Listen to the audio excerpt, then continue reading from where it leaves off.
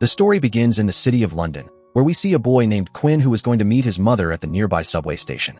Construction work was going on there, and his mother, Karen, was the supervisor of the workers. Quinn and his mother were talking when a worker suddenly came to inform them that there was a problem below. During drilling, they had found a huge pit that no one had any idea existed before. Excited, Quinn went down into that pit to see what was actually there. As he reached that mysterious cave, suddenly flames started erupting from the floor. Seeing this, Quinn was shocked, but then suddenly the walls of the cave began to shake. Quinn realized that there was actually a very giant creature.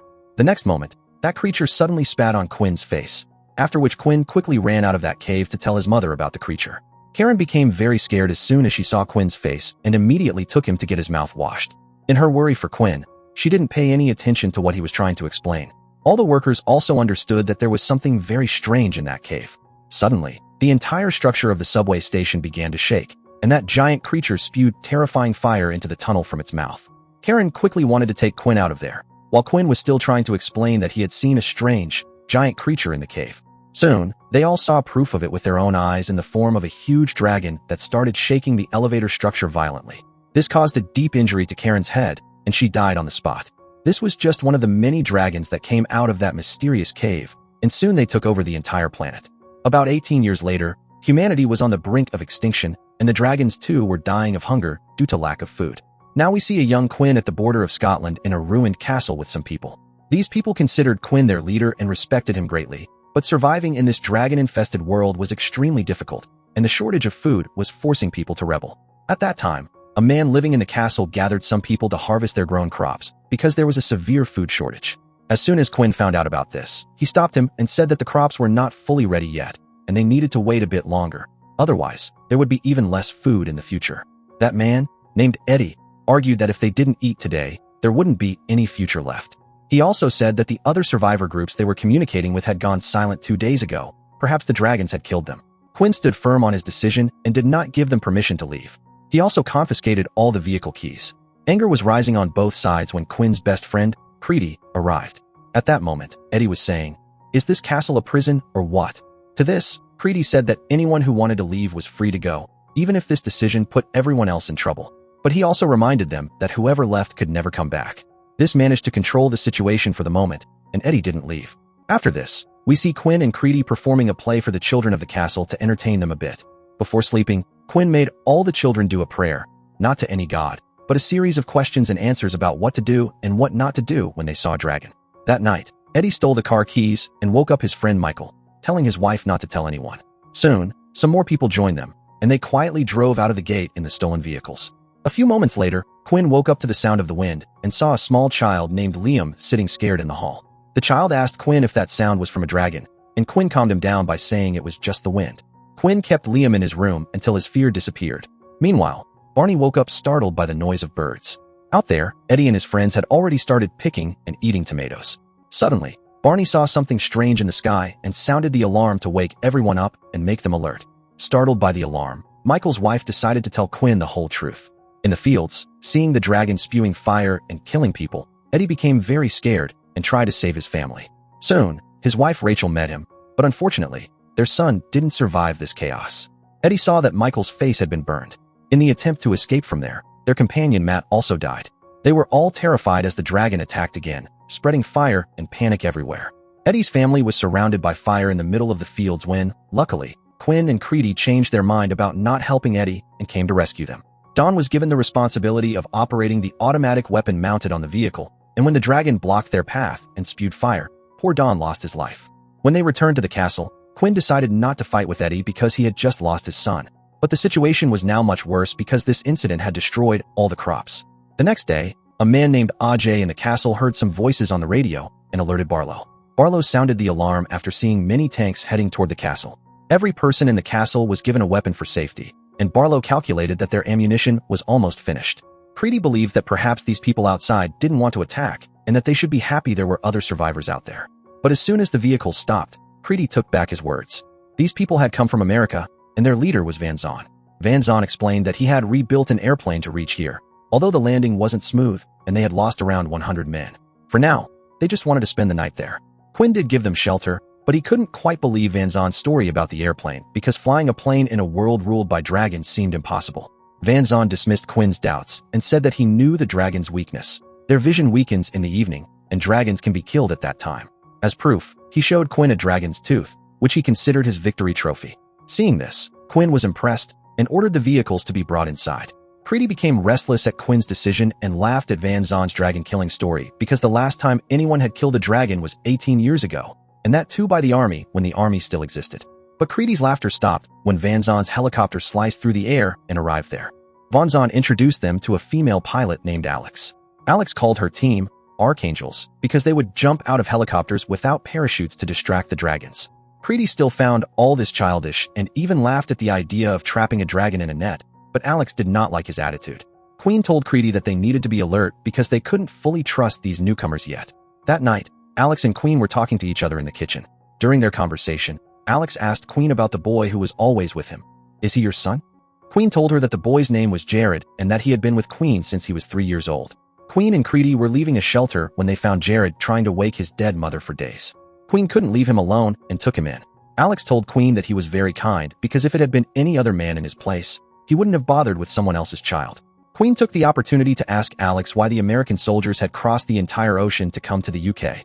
Alex didn't fall for his bait and replied that this question was better directed at Commander Van Zon himself. At that moment, the bar again declared an emergency and the alarm started blaring. Vin felt embarrassed because his security system looked so weak in front of the American soldiers' discipline and capability. With the alarm blaring, helicopters took flight, trucks rolled out onto the roads, and 3 men on motorcycles advanced, forming a triangular formation around the target. Today was Alvarez's turn to become an Archangel, meaning he would jump from the helicopter without a parachute to distract the dragon. The dragon suddenly came up behind the helicopter. Vaughn was worried because the third point of the triangle hadn't been set yet. Queen, watching through his binoculars, saw the dragon flying over the castle and the motorcyclists climbing the hill. Listening to the conversation between Van Zon and the soldiers on the radio, Ajay realized that the third motorcyclist had already lost his life. As soon as he found this out, Queen rushed off on his horse towards the third motorcyclist to help complete the triangle. Without the third motorcyclist, it was impossible to locate the dragon, and without knowing its exact location, everyone in the helicopter would be in grave danger. Queen rode up the hill, found the fallen motorcycle, and updated the third signal's location. As soon as the triangle was complete and the dragon's location was revealed, Alex saw that the dragon was right behind the helicopter and immediately attacked it. Alvarez jumped out of the helicopter without saying a word, and his 2 companions followed.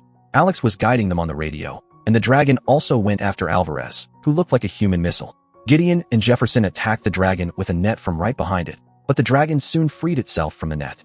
Because the clouds were very thick, they couldn't see anything, and Alvarez only saw the dragon when it was very close to him. The dragon burned Alvarez to ashes with its powerful fire. Alex also saw on the radar how Alvarez was smashed to pieces on the ground. Up on the hill, Queen contacted Van Zon through the motorcyclist's radio, and now it was time for Plan B. According to this plan, Queen would lure the dragon towards himself. He began running at full speed. Now it was up to Van Zon to keep him alive. As soon as the horse came down from the hill, Van Zon launched a missile directly at his direction.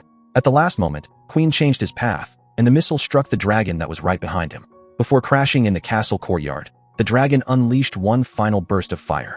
Standing near the dragon's jaws, Van Zon pulled out one of its teeth as a keepsake. That night, the castle was filled with joy and everyone was celebrating. But then Van Zon arrived with tearful eyes and said that this was no time for celebration. 3 soldiers had lost their lives to kill 1 dragon. Queen fully agreed with him and participated in the funeral of those 3 soldiers. He told Van Zon, "This is my home.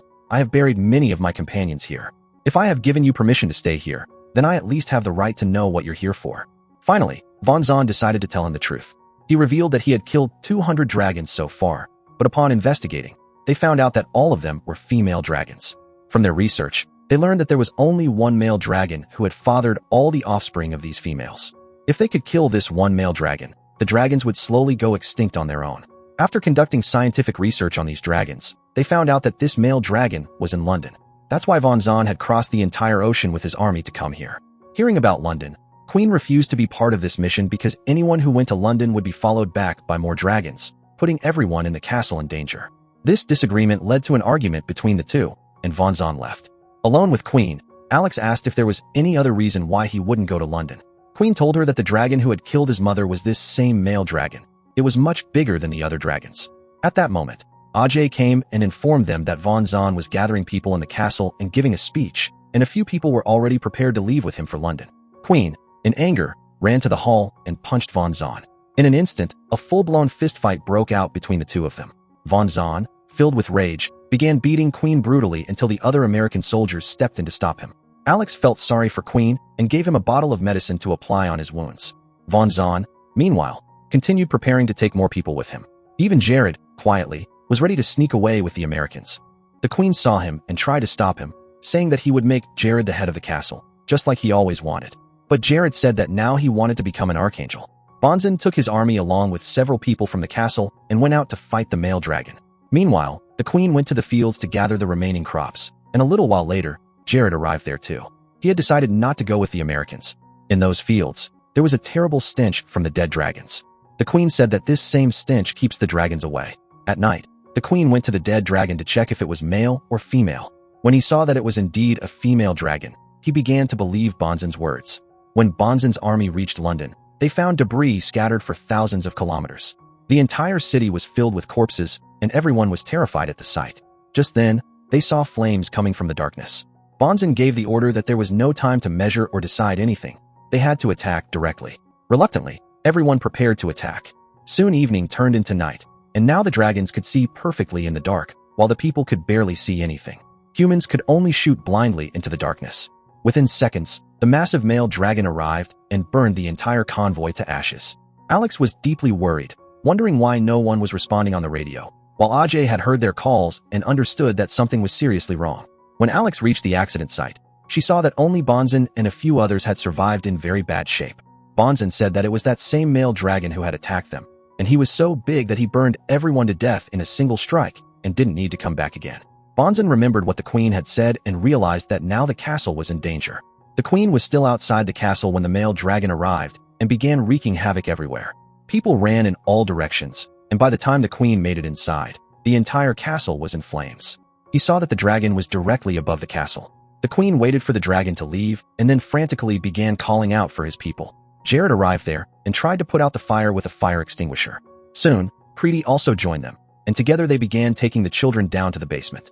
Once in the basement, the Queen decided to go back to bring the rest of the people, but Preeti chose to go up instead. Just then, the dragon attacked again, and the two friends didn't even get a chance to say goodbye. Preeti sacrificed his life to save the others. The basement door shut tight, and now the Queen was filled with despair. He wanted to go back up to somehow save his friend, but deep down, he knew there was nothing he could do. And besides, he had to think of the children. A few hours later, Alex and Bonzen arrived and brought everyone out of the basement. Bonzen admitted that the Queen was right, and that because of him, people died there and here too. But that didn't mean Bonzen was ready to give up.